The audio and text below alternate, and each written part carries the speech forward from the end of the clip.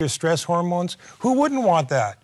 It's good stuff. It is good stuff. So this is the I like it. This is the medicine. This is the merry heart medicine that you're giving yourself when you laugh. Well, yeah, that too. But Lee, don't forget, I have the power as a comedian to give it to other people. That's right. See, that's the beautiful part of it. I've had people all my life come up to me and say, "God bless you. I was ill. I was depressed. I was unhappy, and I watched you one day. I put the TV on, and you made me laugh, and I forgot about my problem." But Norm, you're like a doctor. You're like a doctor for them. Yeah. You're giving them medicine. That's right. Right. You're turning on their medicine. I could be a sturgeon. Oh. You never. No, but you're You'd be a good fisherman right. too. You're absolutely right. It's good for me as an individual, but it's also good that I have that ability, that gift, that I can make other people forget their problems. Yeah. And I know that it works. I had radiation. Did you? I came back from a Las Vegas engagement, and I had a raspy voice, and I went to my doctor, and he said, your throat is fine, it's nothing. And then he sent me to an ear, nose, and throat specialist. And they said everything was fine. And finally, they did an MRI. There was a tumor at the back of my tongue and lymph node in my neck that was full of cancer. I had 8 weeks of radiation. This was 7 years ago. Wonderful. And I survived, and now I'm healthy as a horse. Good for you. And all during the radiation, when I came into the office there, there were people sitting around waiting, and they would look at me and say, "Oh, no, I saw it." And we'd chat, and I made them laugh. And the doctor said, he said, you're the best thing that happens here because you take their mind off. I know that mine worked, and I have a dry mouth. I lost all my saliva, so I have water all the time just to keep me, so I can talk.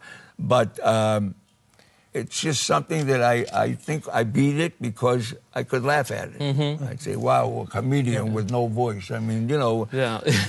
Well, one of the things we know about laughter and humor is it increases certain parts of the immune system, so it helps you fight cancer. That we know today. Is that right? So you were giving yourself your own medicine. I appreciate that. I've always thought that. I've always thought that laughter was a way of combating negatives. Right. And I could do it for myself. I could do it for other people, which is it was very rewarding to me to know that I could do that. You know? And you've certainly done that. You've done it for me, I know, as well. Dr. Berk, is there any research showing the benefits of this on people getting over diseases or people preventing diseases or dealing with depression? What's the research say? We just published a study, the first part of this year, showing that in diabetic patients who had a first heart attack, when they used humor over the period of a year, they had fewer second reoccurrent heart attacks. Just with humor? Just with the use of humor, along with their conventional cardiac rehab therapy. Sure.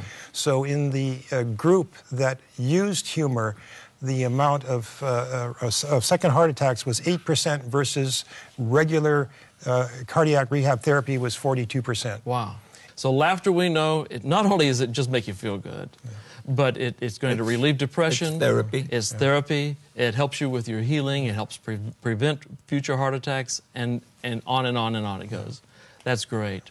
Well, I want to thank you, and we're going to have more right after this.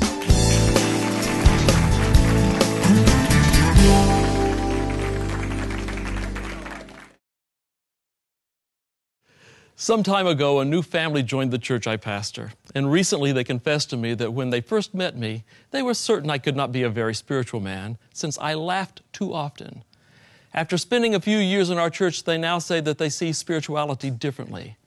Now they see genuine spirituality as something that produces joy and, yes, even laughter. Far too many people see Jesus as someone who is somber. I think the biblical record reveals a man who was filled with joy and with hope. Jesus laughed. And how do I know that? Well, first of all, children were drawn to Jesus. I've never seen children gravitate towards a grouch. He was a man who laughed, and children loved it.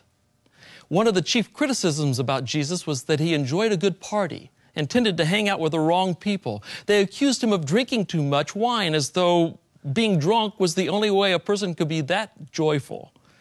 Also, when properly understood, some of Jesus' parables were really funny. We've lost some of that because of the context and the translations. But some of them were jokes, and the man who listened to it, those men understood it. They got it. You see, laughter was something that Jesus would use to make his point. He used humor. And if we're to follow his example, we'll be a people who laugh and who enjoy laughter.